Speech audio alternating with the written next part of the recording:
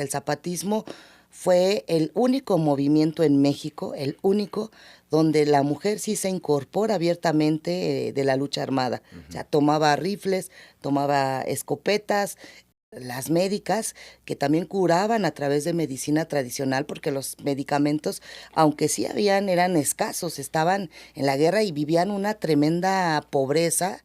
Emiliano Zapata siempre fue un hombre muy adelantado a su tiempo y por eso mismo también tenía mucho contacto con las personas intelectuales del momento.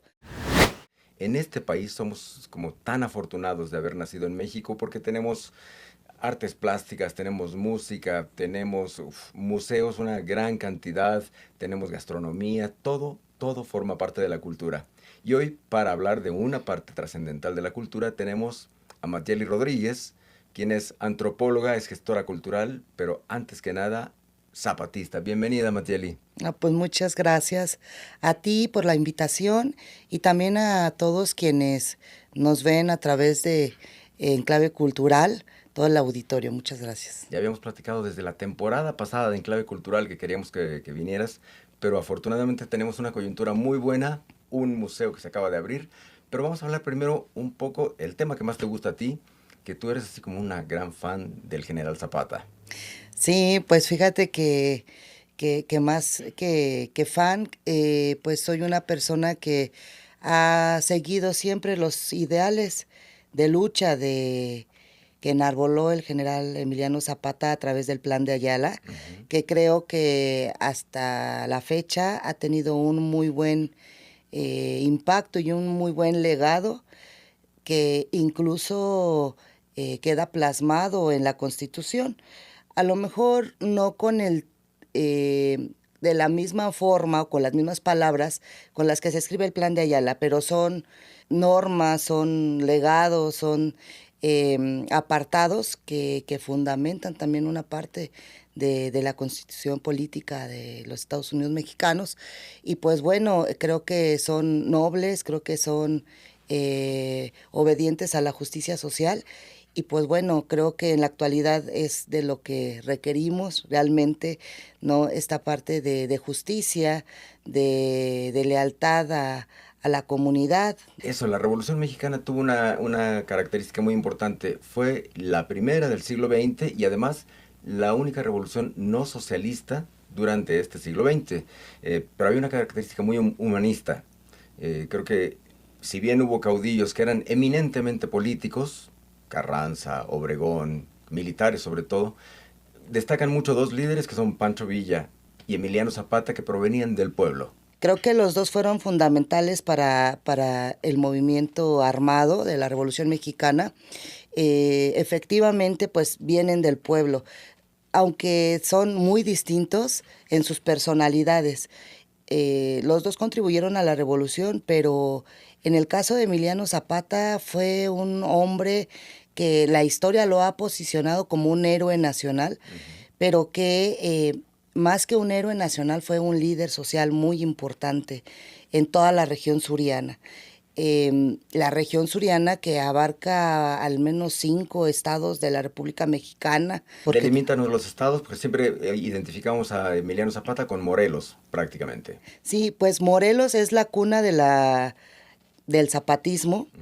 pero pues tuvo un control muy importante dentro de la región suriana, que es Morelos, como cuna del zapatismo, es Guerrero, es Estado de México, Ciudad de México, Puebla y Tlaxcala. Mi Región. bisabuela, que nació alrededor del 1900, me contaba que ella conoció a Zapata cuando vino a Contreras, a toda esta parte del sur. Pues es que la Ciudad de México también formó parte importante del movimiento, porque era esta conexión justo con el gobierno que estaba en turno, Ujú. y creo que también fue como una frontera de un frente, ¿no? Contra el gobierno. Y en ese entonces, pues bueno, él tuvo distintos espacios, distintos cuarteles, desde Morelos hasta, por ejemplo, en la Ciudad de México, pues en Milpalta Ujú. está el cuartel zapatista de San Pablo Ostotepec. Y bueno, Zapata recorrió todo, o sea, era un hombre de territorio En Tláhuac también tuvo una importante participación, pero también en Magdalena Contreras tenía algunos espacios, se quedaba en algunas casas y entonces eso forma parte de la memoria histórica también de los pueblos, porque lo recuerdan perfectamente bien y todas esas anécdotas pues se transmiten, ¿no? A través de la historia oral y creo que eso es importante porque nos ha ayudado a mantener un legado, nos ha ayudado a saber cómo se vivía en esa época, cómo tenían diversos tipos de estrategia militar también para poderse acercar y cómo se iban sumando con la gente. Hubo lugares donde también no solamente Emiliano Zapata tenía este contacto con campesinos, sino también, por ejemplo, con la parte obrera, que es el caso de Magdalena Contreras. Por las fábricas textiles que había ahí. Así es. Que ahí trabajaron mi bisabuelo y mi abuelo, en las fábricas del Águila y luego ellos en la que hoy ocupa el CISEN. Ahí había una fábrica enorme que le daba trabajo a todo Contreras. Yo creo que tus familiares fueron zapatistas. Mi bisabuela me decía que sus tíos habían sido zapatistas de ahí, de esa zona. Sí, muchos participaron en la revolución, en la lucha armada zapatista, y yo por eso digo, o sea, en la actualidad muchos tienen como predilección por Francisco Villa, por ejemplo, ¿no?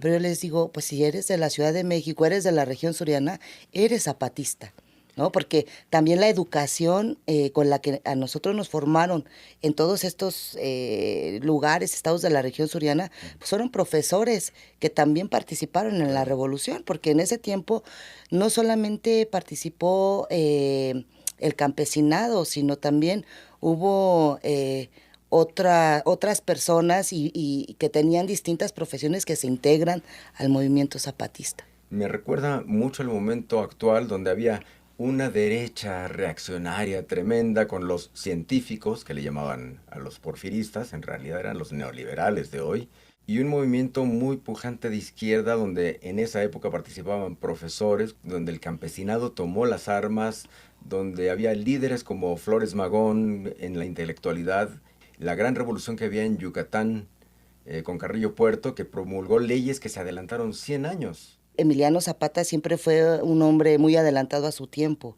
y por eso mismo también tenía mucho contacto con las personas intelectuales del momento. Otro de ellos fue Otilio Montaño, por ejemplo, que fue su compadre y que también tuvo un papel importante. Pero así hubieron distintos, habían periodistas, casi la mayor parte de los hombres trabajaba como la parte política y la parte pues de la guerra. Ahora, justo acabas de decir una palabra fundamental. Los hombres que lo acompañaron, ¿había mujeres? Por supuesto que habían mujeres, habían muchísimas mujeres. Las mujeres fueron muy importantes en ese movimiento. Cabe destacar que la historia ha nombrado por lo general a las mujeres que tuvieron mando, que participaron de la guerra. Y se puede ver en fotos. El zapatismo fue el único movimiento en México, el único, donde la mujer sí se incorpora abiertamente de la lucha armada. O sea, tomaba rifles, tomaba escopetas, uno que otro revólver o lo que tuvieran para poder incorporarse a la lucha armada y tuvieron mando de tropa. No hubieron generalas, eso también es un mito, solamente existieron coronelas y bueno, pues fueron nombradas por el general Emiliano Zapata, estas coronelas que pertenecieron al Ejército Libertador del Sur. Pero también hubieron otras mujeres que también participaron abiertamente en la guerra.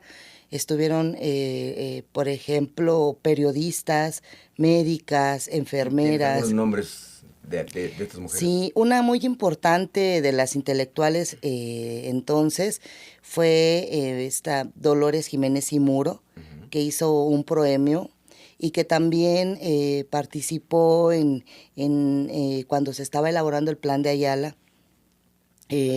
Una mujer muy inteligente, periodista, escritora, y también hubieron algunas profesoras como Dina Querido, que estaban en contra del analfabetismo y entonces ellas se integraban a la comunidad para poder también enseñar. Estas personas que también apoyaban digamos que de alguna manera les enseñaban a otras personas para que pudieran apoyar en la reproducción del Plan de Ayala, porque aunque se escribió a mano, hubieron varias reproducciones que después se hicieron en máquina de escribir, por ejemplo, ¿no? Exacto, y entonces había también mecanógrafas, había telegrafistas entre estas Telegrafistas. mujeres.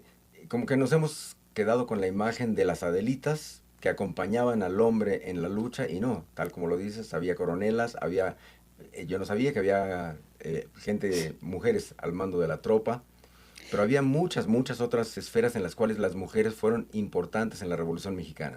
Es un error, digamos, histórico, porque las Adelitas son más como del norte, Ujú. tienen otro sentido completamente distinto, por ejemplo, la región suriana, ¿no? Claro. Al zapatismo. En el zapatismo, pues, eran mujeres rebeldes, no tenían así como una definición de nombrarlas, digamos, pero eran las rebeldes. Y también hubieron otras mujeres que estuvieron, por ejemplo, las parteras, Ujú. las médicas, que también curaban a través de medicina tradicional, porque los medicamentos, aunque sí habían, eran escasos, estaban en la guerra y vivían una tremenda pobreza. Y también estaban, por ejemplo, las tlacualeras y las fonderas. ¿Qué son las tlacualeras? Eran estas mujeres que repartían los alimentos a la tropa Ok. y que pues estaban en el campo, iban con canastas. Y también algo muy importante en la actividad militar, muchas de estas, algunas de estas mujeres que también se consideraban como fonderas o tlacualeras, Ujú. pues eran espías.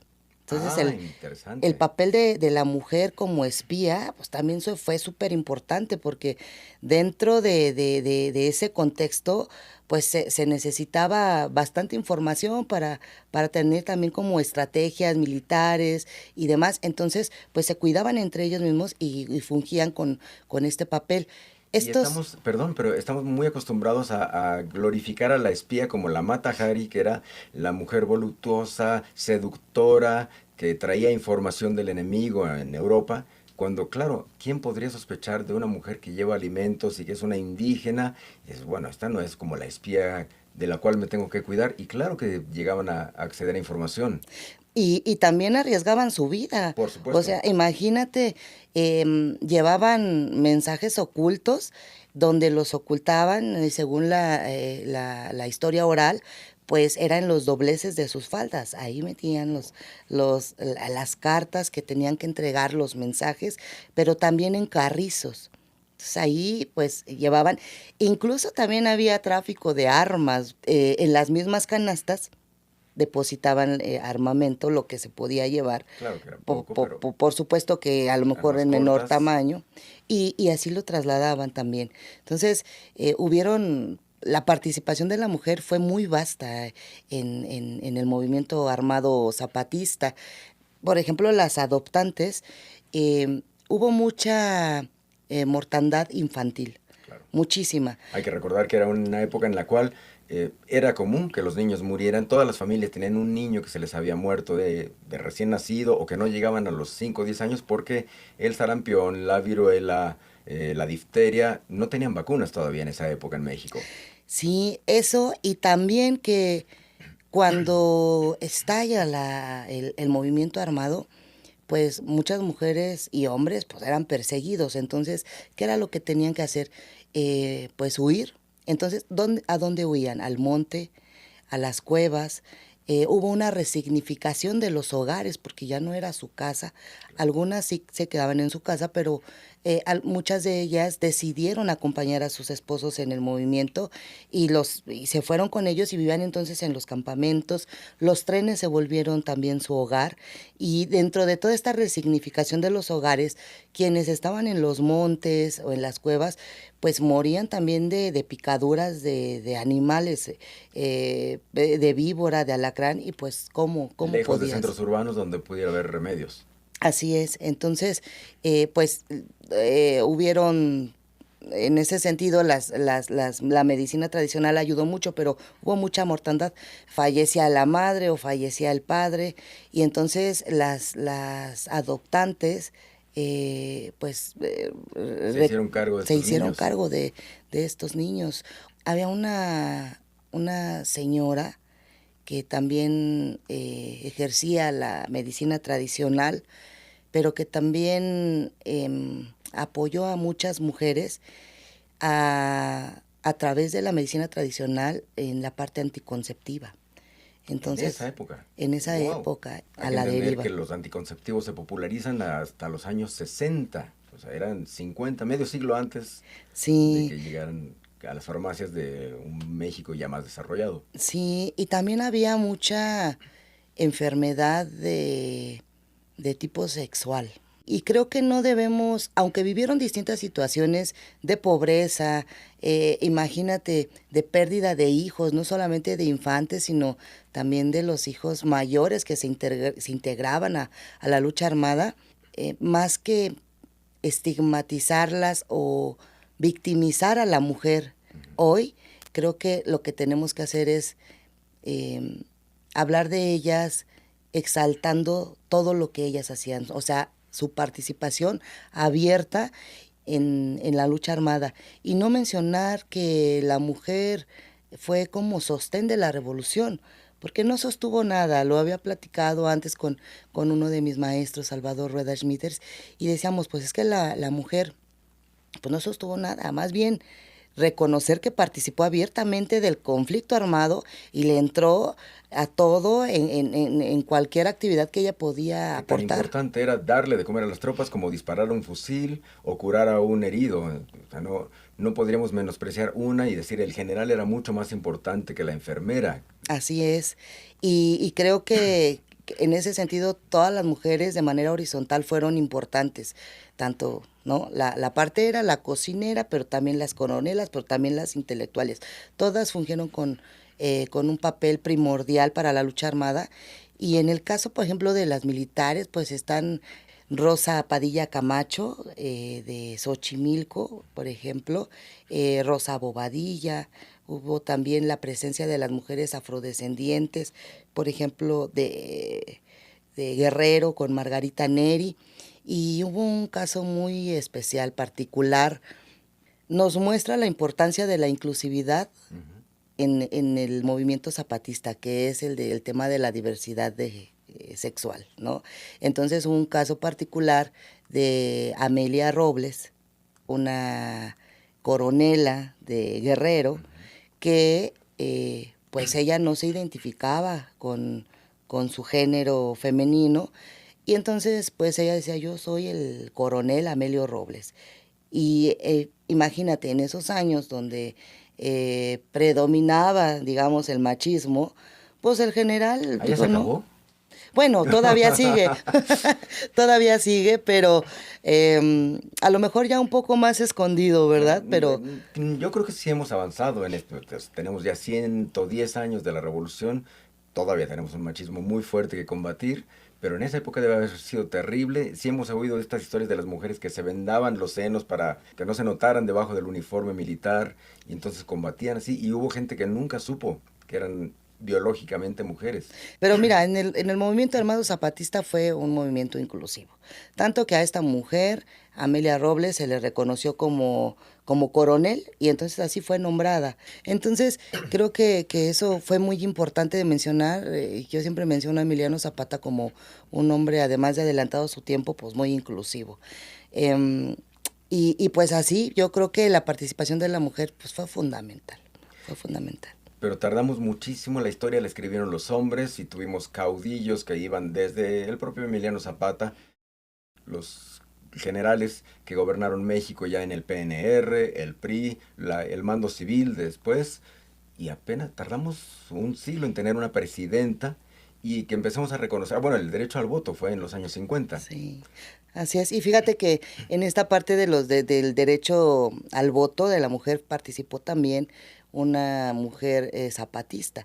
O sea, después de la revolución se hicieron distintos frentes de mujeres que participaron en la lucha armada zapatista y se incorporan también pues a la lucha política en el país. Y entonces muchas de ellas pues luchando por el tema del voto el derecho al voto de la mujer y demás. Surge también la primer diputada en Morelos, primer diputada zapatista también, que fue hija del general Ana María Zapata. Tardamos mucho en poder, no diré yo darles los derechos, porque no se les dan, se los fueron ganando las mujeres. Así es, pues eso ha sido una lucha constante, ¿no? Y en este recobrar la memoria se inauguró un museo de las mujeres zapatistas. Sí, fíjate que eso me llena de alegría, porque es honrar a estas mujeres y también reconocerles su participación de manera distinta, de manera como no las había nombrado la historia. Algunos colegas académicos, zapatólogos, han escrito sobre las coronelas, han escrito incluso sobre las compañeras de Zapata, porque pues tuvo distintas parejas, varias parejas sentimentales, pero este museo que se crea, el Museo de las Mujeres Zapatistas, nace con otra visión, reconociendo que todas fueron importantes, ¿no? Lo que platicábamos en un inicio, y también que pues ellas hablan a través de ellas mismas, que nadie necesita contar la historia de ellas, sino que es un espacio donde a través de los testimonios orales, cartas, fotografías y objetos, ellas hablan por sí mismas. Y eso es magnífico, porque tú puedes llegar y escuchar testimonios orales de algunas de las mujeres. Hay grabados. En 1972 existió un programa de historia oral que llevaba la maestra Alicia Olivera en el INA, y entonces se fueron a parte de la región suriana, principalmente Morelos, Estado de México, donde lleva un grupo de estudiantes que ahora son, estos jóvenes que ahora son ya especialistas en el tema, además de zapatistas, Salvador Rueda Schmitters, Laura Espejel, Carlos Barreto Marc, y se quedaron grabados estos testimonios, de los cuales 13 son de mujeres y que están pues se hizo una colaboración con el INA para que también pudieran estar presentes en este museo. Y también hay muchas cartas, periódicos que muestran las hazañas de las mujeres, cartas que ellas escribieron o cartas que escribieron hombres hablando de mujeres que se encuentran en el Archivo General de la Nación. Y también hay algo bien interesante, fíjate que hablando del tema de la cultura popular, el tema del corrido fue, yo creo que siempre se trató de que aun ante la adversidad si se siguiera preservando toda la parte cultural, y una de esas era el corrido, que pues si bien también su sentido era como transmitir mensajes, ¿no? Y cómo estaba el tema. De esa época, exacto, que nos narraban la toma de ciudades, las derrotas, las batallas. Así es, pero también le cantaban al amor y también le cantaban a la mujer, le cantaban pues a sus hazañas, y sobre todo creo que eran muy enamorados, porque hay muchos corridos que hablan del amor y que le dedicaban a las mujeres. Por ejemplo, está el corrido de Rutila, y pues era importante, ¿no? También a través de ahí podemos, de estos corridos podemos conocer esa vida y podemos conocer a las mujeres.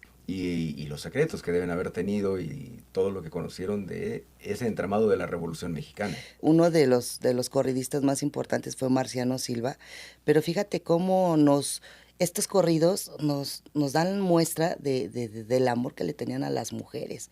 Pero yo creo que un museo como este sienta un precedente importante para reescribir la historia, para ir descubriendo, incluso entendiendo esas formas de expresarse que hubo, que pueden ser despectivas, para renombrar, reescribir y reentender la historia y darle el valor a estas mujeres. Cuéntanos, ¿dónde está este museo? Bueno, está en Ciudad Ayala, que está a 10 minutos de Cuautla, que es al oriente de Morelos. Okay. Y se instaló en la casa de una de las parejas sentimentales del general Emiliano Zapata, la señora Josefa Espejo. Nadie le había dado un espacio, un lugar a estas mujeres.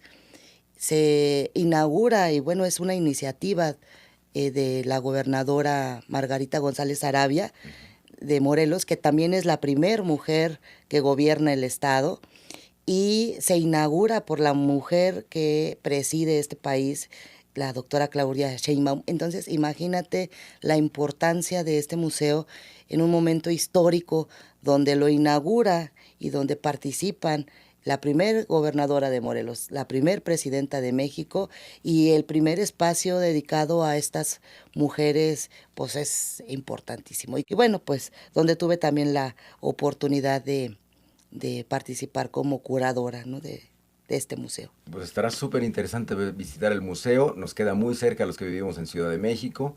Les queda cerca a los de Puebla también, porque hay una carretera que llega de Puebla hacia Cuautla muy fácil. En Cuernavaca pues lo tienen a tiro de piedra.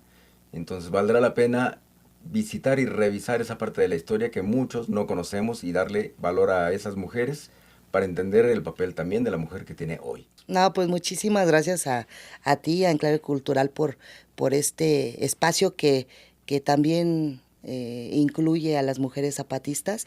Y pues bueno, es una reflexión importante porque también nos ayuda a mantener viva esta parte de la memoria histórica de México. Gracias, Matieli.